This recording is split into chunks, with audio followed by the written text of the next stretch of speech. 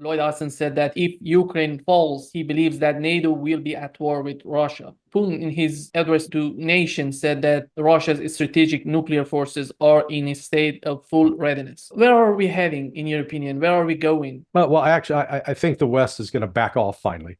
I mean, they're talking tough. They make lots of threats. But, what was it, a couple of weeks ago, the Brits tried to test launch one of their one of their nukes out of a submarine. And I wrote an article that was playing off of, male erectile dysfunction. I called it ejectile dysfunction. They couldn't get it up. They couldn't get it out. It whoop, plop, fell into the water. So, and the Brits, who are used to be one of the vanguard nations in NATO, they're talking about selling one of their two aircraft carriers because the thing is constantly broken, which raises the question, who the hell wants to buy that piece of junk? Okay. I mean, seriously, you're going to shell out $8 billion for an aircraft carrier that can't even get out of port. So you got that kind of bill of cost talk from UK, but they don't have any way to deliver.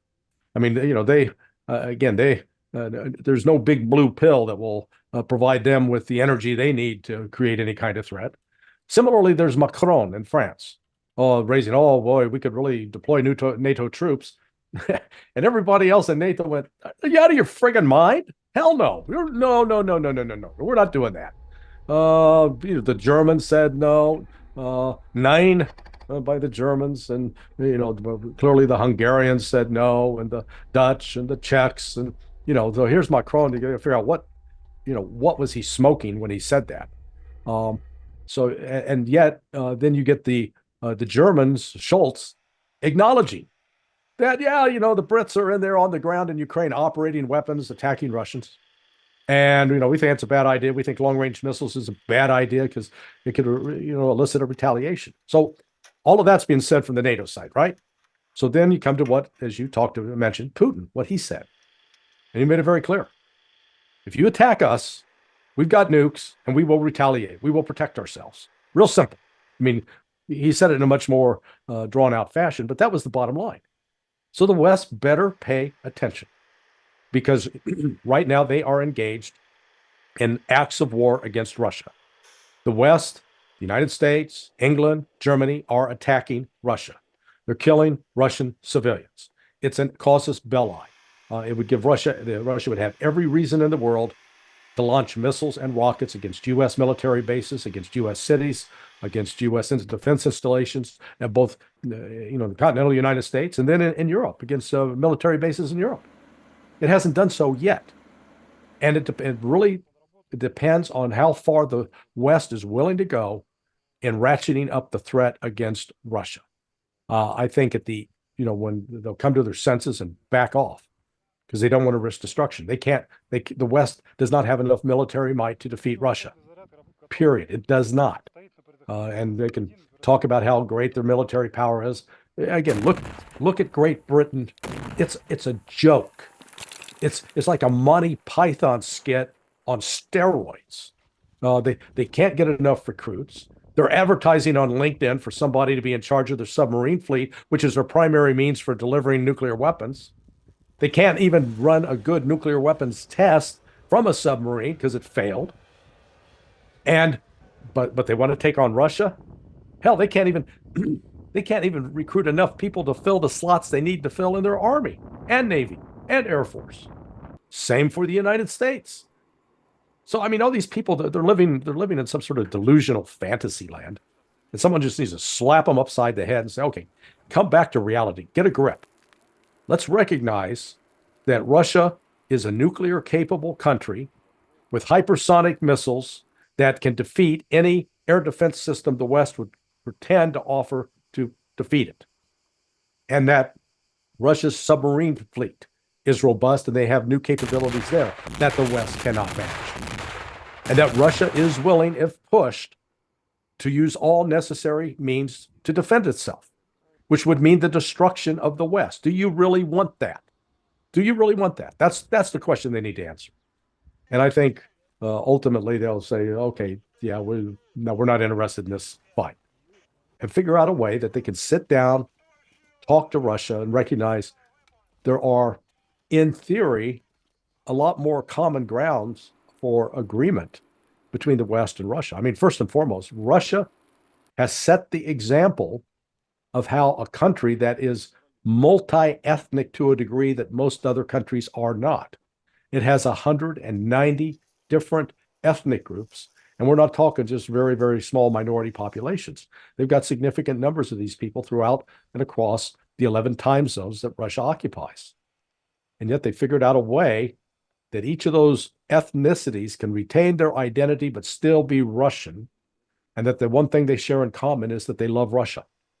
So to find a way to be a genuine nation unified around that concept, but also be a nation that's not out constantly meddling in the affairs of other countries. And the United States and Europe are the ultimate meddlers in carrying out activities to overthrow a variety of governments around the world. And frankly, I'm tired of it. I think it has got to end. This is a sickness. The United States has gotten away with it now for 70 years. It's got to stop. It's caused too much death, too much destruction. I was totally surprised when Macron said that he's willing to send troops to Ukraine, because he was totally different from the beginning of this conflict. He was trying to have some sort of common ground between the West and Russia and find some sort of solution for this conflict. Right now, he's coming out of nowhere and talking about sending troops to Ukraine. And even in France, the polls show that 68% of people are against these kind of policies. Maybe he has a death wish. I don't know. Maybe he's keen on committing suicide. Because you're right, it'd be one thing to say this if the French public was saying, Viva la France, let's go for it, let's take over, let's get into a fight with Russia. They don't want that. The French public, they don't want that at all. And then, it'd be one thing again if Macron was being put out front to speak on behalf of the rest of the NATO countries, and that, none of them necessarily wanted to stand up and say this, and they're going to let Macron do it. Well, he said that, and it immediately got slapped down by everybody else from Italy, Spain, Germany, across the board. Everybody looked at him and said, "You out of your mind?" The United States said, "No, we're not doing that." So beats me. It's completely puzzling. It is irrational on his part, and it's politically very stupid. But nobody ever claimed that Macron was a really smart guy. He was just, he knew how to play the politics to get elected. It seems that Great Britain is urging Germany to send Taurus missiles to Kyiv. Great Britain, number one, is not great, okay? It's called Britain. It's no longer great. It's insignificant. It's mediocre at best. So they're encouraging Germany to do what the UK can. The UK had Storm Shadow missiles. They turned out to be a bust. And so they want the Germans to use the Taurus, and the Germans going, "No, I don't think so." And Schultz has made it very clear that we're not going to up the ante now to run the risk of engaging Russia militarily. I mean, the Brits are the ones that they lack the capability to act. Therefore, in their frustration, they're asking everybody else to do what they can't do. They need to be ignored. The so-called United Kingdom, it's a joke. It is an impotent power, incapable of projecting force anywhere, and with diplomacy in disarray. They can talk all sorts of, they make threats, they can talk tough, thump their chest. When all is said and done, there's nothing they can do. They are no match for Russia. That's a fact. Ukrainian army is asking for F-16s, that they think that it's going to be a game changer in Ukraine in this war against Russia. And Politico published an article that said F-16s could become a burden for the Ukrainian army because of the level of maintenance that they would need for this type of fighters. In your opinion, why they're asking for these F-16s if they have no capabilities for maintaining them? No, well, let's be clear about one thing. Political is wrong. It's not that Ukraine may have trouble maintaining them. It will have trouble. It is not capable of maintaining them. It does not have the trained pilots to fly them. And even if they get them, it's not going to change the game on the ground because that aircraft has limited reach. And every fifth generation Russian fighter bomber can identify and engage the F-16 well before the F-16 can identify and engage them. They're going to get shot down. And if they land on a combat airfield, unless they're out there sweeping it up and making it immaculate, the engines are going to suck in trash, and the engines are going to be trashed themselves, not going to operate. It makes no difference. There is no wonder weapon out there. Ukraine's problem is real simple, not complicated. They don't have enough trained soldiers, period. They have no way to get more trained soldiers, period. They're done. It's a matter of time. If you've ever seen a chicken without its head, you can cut the head of a chicken off and it will still run around for a bit, but it doesn't have a head and it's pumping blood out of its neck. And at some point, it's going to run out of blood and it's going to fall over dead. That's Ukraine. Ukraine's head has been cut off. It's running around, creating a lot of activity. It's dead. It's a dead country walking. Canadian Defense Minister said that they're considering sending troops to Ukraine. How do you find them? How capable are they? If the Ukrainian troops are great, why do they need Canadians or Brits or French or Germans or Americans? Hey, if everything's hunky-dory with Ukraine, why do they need these foreign troops? Well, things are not great with Ukraine. There was in the early going, yes, the Ukrainian troops that were the frontline troops, they were quite competent. They were well trained. They were, they're very brave. I'm not questioning at all their bravery, but they've been killed. They've been eliminated. So what you're working with now are, as they say, on average, the average age is 43 years of 43, 44 years of age. Those are old guys in military terms. They're not. They don't have the kind of endurance and strength that's needed to stay out on the battlefield. So the fact that Canada's talking, I hope the Canadians send a whole lot over there, kill all of them, see how many Canadians can be killed. The world will be better off without those kinds of people. Candidly, they've been enablers of Nazis. I have zero sympathy for those kind of people. So yeah, let the Canadians go kill themselves. All these foreign mercenaries, go for it, guys. I hope the Russians stack the bodies high. When you look at this trajectory of Germany's behavior during this conflict, from economic partner with Russia getting to the worst enemy of Russia, what's the future that this administration in Germany is looking for, in your opinion? Isn't it suicide? Germany apparently didn't learn the lesson of World War II. Russia, frankly, with the benefit of hindsight now, shouldn't even have allowed the United States, United Kingdom, or France to have any sectors in Berlin. Should have taken it completely over, been completely subjected, and destroyed Germany. The Germans, by trying to resurrect Nazism, and let's be clear, when we're talking about people being Nazis, what we're talking about is an ideology, a belief that there is a racial group that's superior to others. One that is inherent, this gets down to concepts of racial purity. So that if you are Brazilian, you're not necessarily an Aryan. You're not as good a person. And that's why it's so pernicious.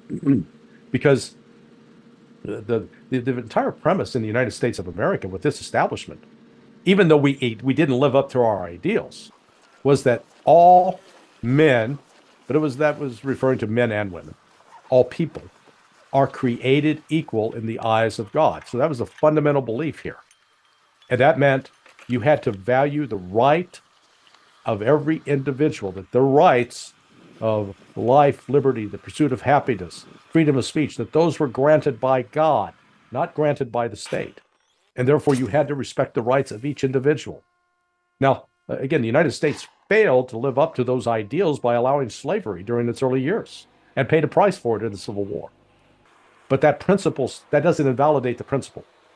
And that's why that kind of belief that the rights of the individual surpass the rights of the National Socialists is what we're talking about.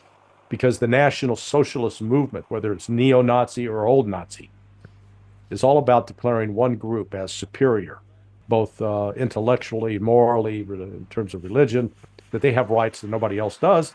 And that's why if you're that subhuman category, it's easy to kill you, to get rid of you. So, that's what we're looking at in this conflict. That's what Russia's fighting against. Newsweek and Bloomberg, in shocking article, they're talking about that this war can end this year by summer. How possible is that, and how likely is that? Well, I think it's highly likely. I don't see how Ukraine survives to the end of August.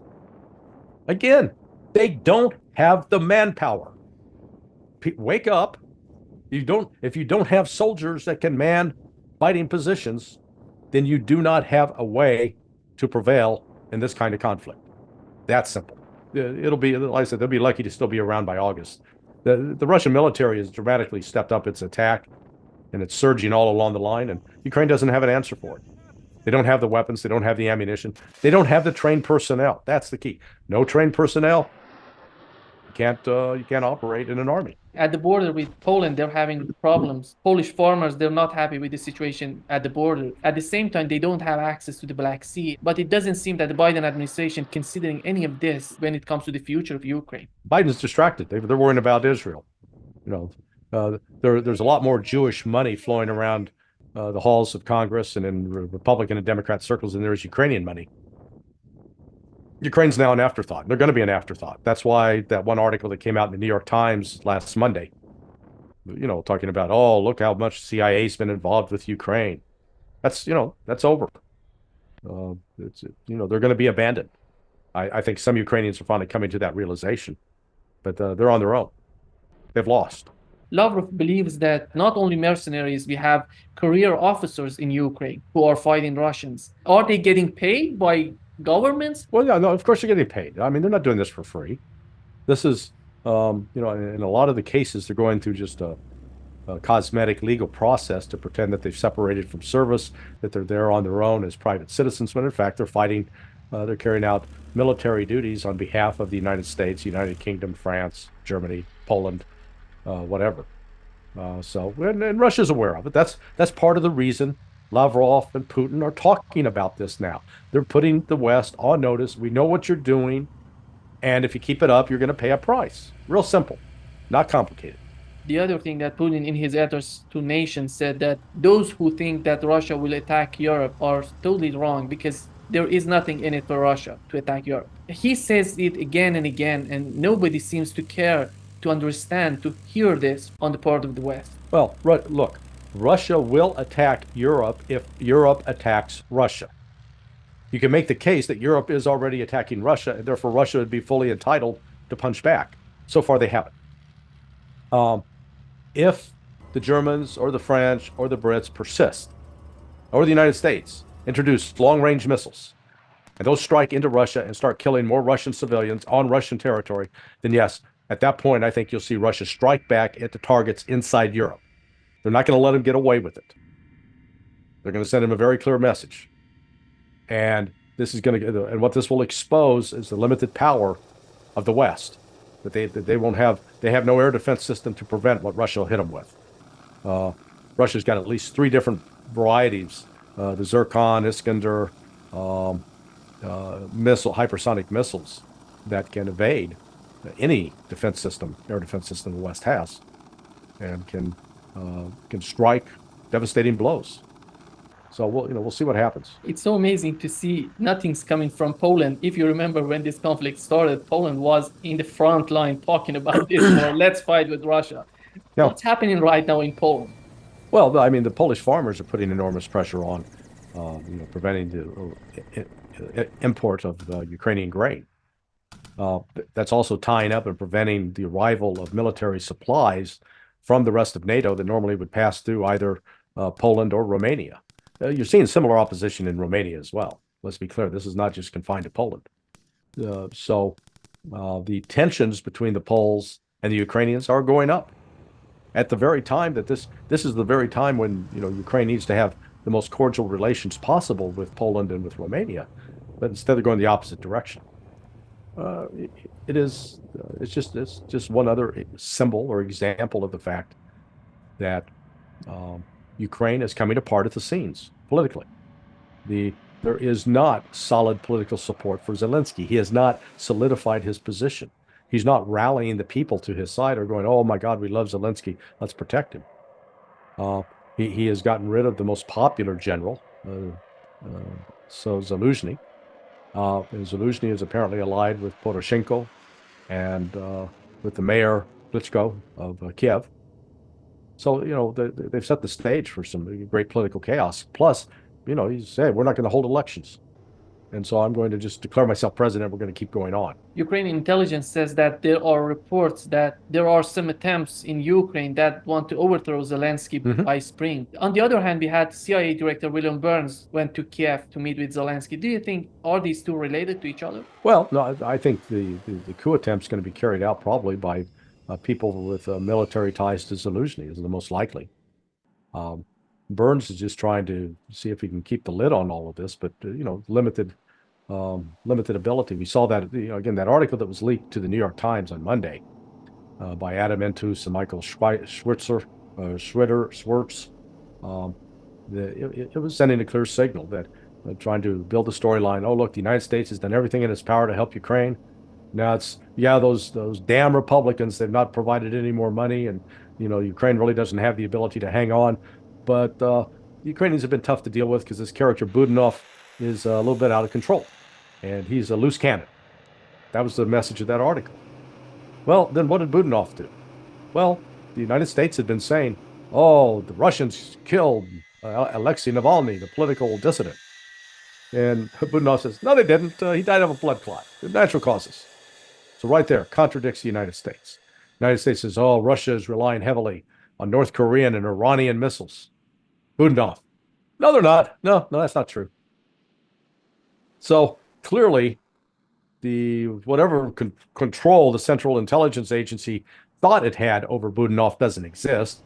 Budanov is making his own sound, his own noise. And without U.S. support, though, the Ukrainians are screwed. They don't have a good alternative. So the thing's a mess. It's not going to get better.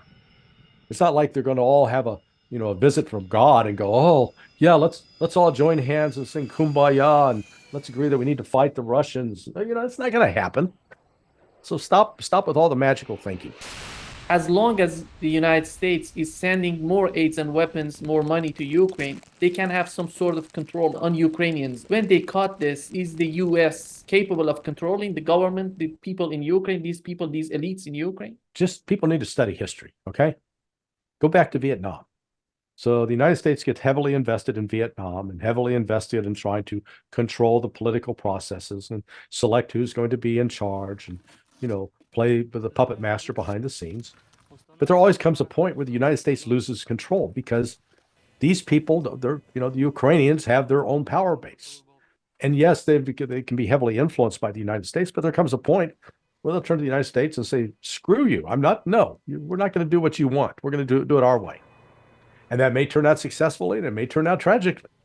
What happened to going to the DM in Vietnam? He was ultimately, they thought they'd engineered his removal and they removed him and the military killed him. Ditto with, Saddam Hussein. He thought he'd had a deal with the United States and the United States would protect him. The U.S. betrayed him. Same for Muammar Gaddafi. Same for Manuel Noriega. The United States has a long tradition of making deals with reprehensible, despicable people. And that when they become dispensable, we get rid of them. We dispose of them. They're like a used Kleenex. They get tossed. And I think that that's what Zelensky and Budanov are facing. They're no longer going to be useful to the West. People like Burns go over there to try to reassure, "Oh, yeah, we're still your buddies. We're still your friends. Trust us. We're like this." And then, when the time comes to pull the plug on it, the plug will get pulled. And, I think Zelensky will be lucky to survive this. I think he very well could get killed. It would only take, I understand that they've had either a British Special Air Service providing, serving as bodyguards. It's not unheard of. I know that U.S. Special Operations Forces, both Delta Force and SEAL Team 6, have provided similar missions for other foreign leaders in the past. But, there comes a time to say, "Okay, hey guys, pull out."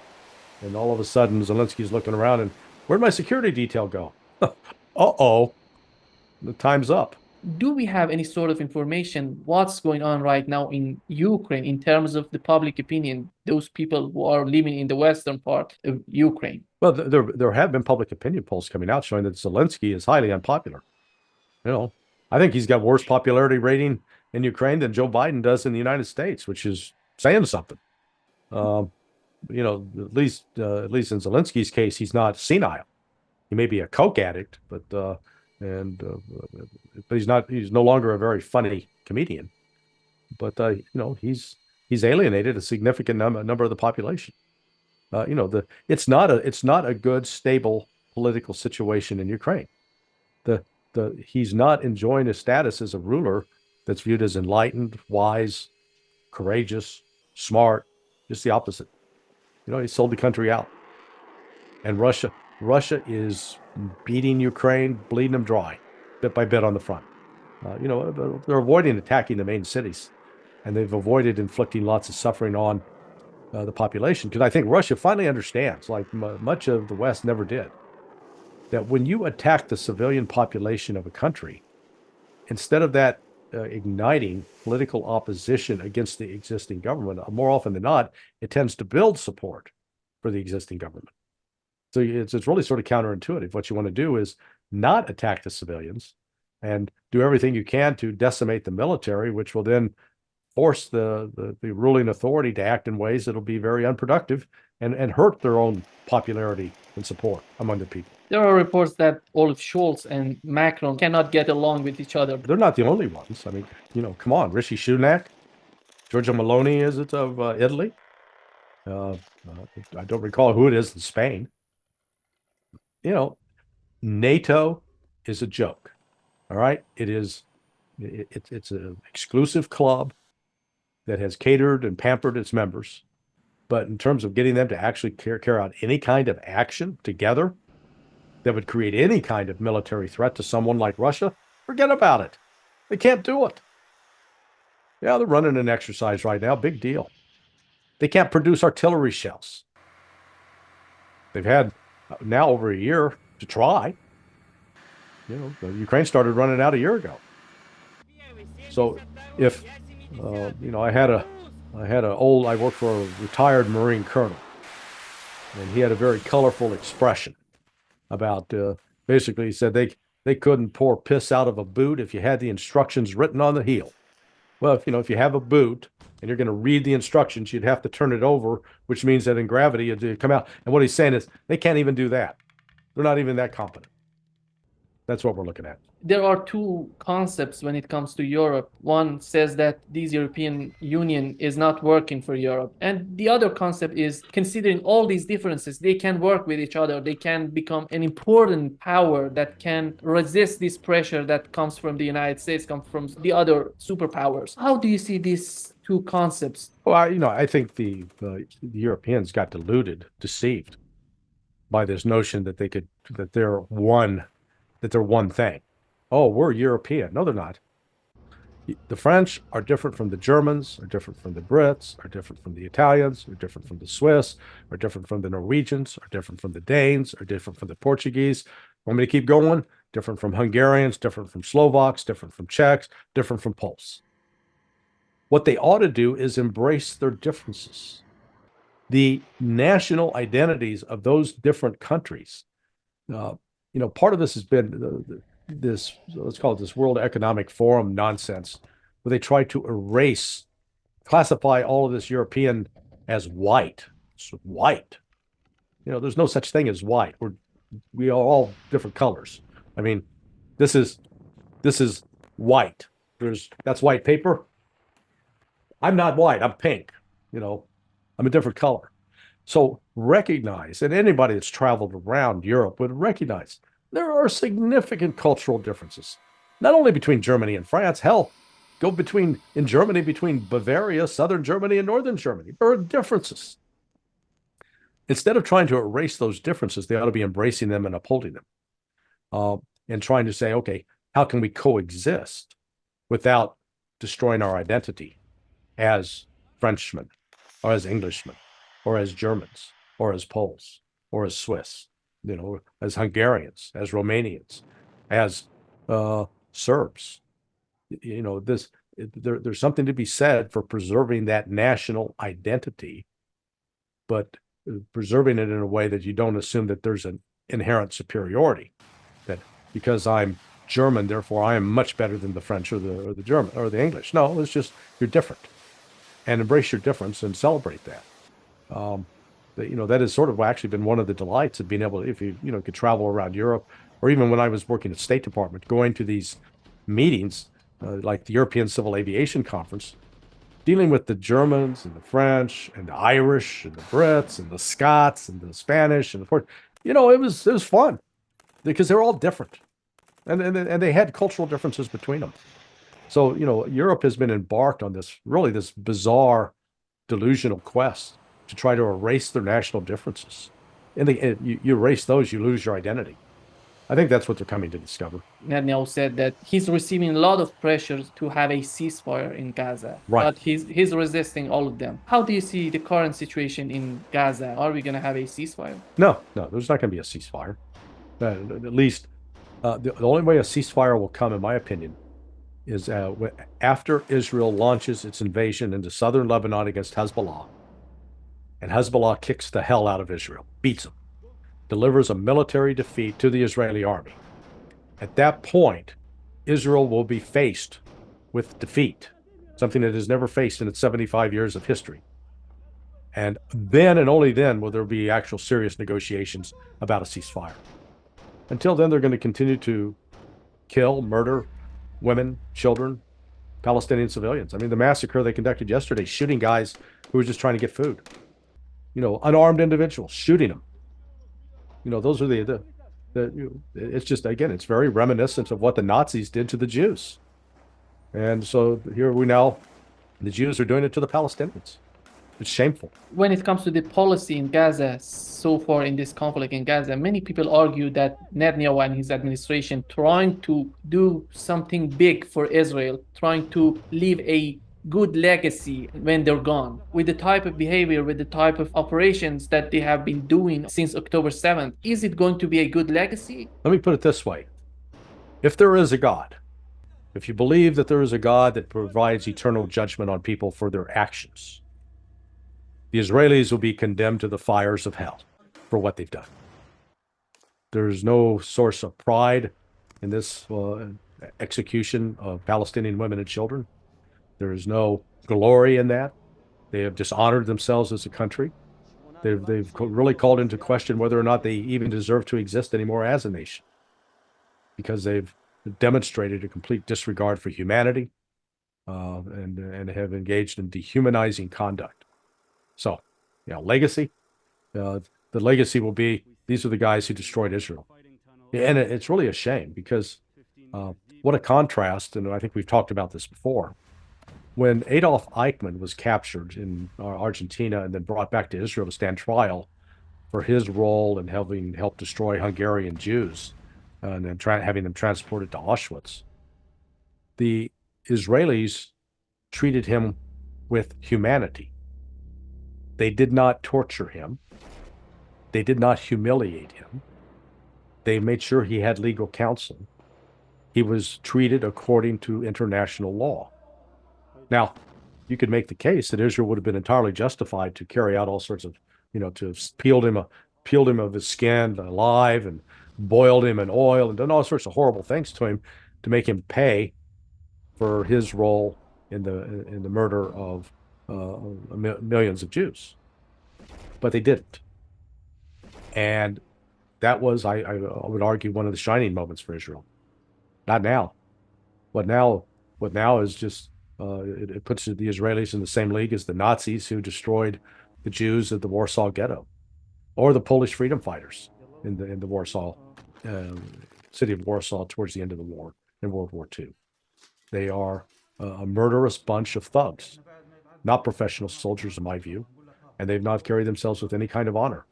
They are, engaged in human rights violations and war crimes, and should be accordingly punished.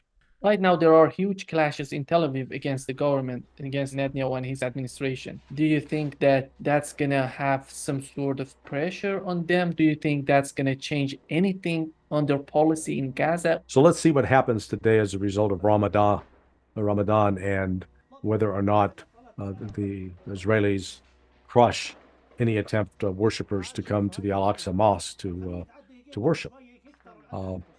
Let's not forget that, yes, there is political opposition to Netanyahu. He's not a popular figure. But the problem with that is if they get rid of Netanyahu, that doesn't mean that the majority of the Israelis endorse a policy of peaceful accommodation with the Palestinians. Oh, no. They still hate the Palestinians. And they still embrace the policies that have been carried out by the likes of Netanyahu and his government.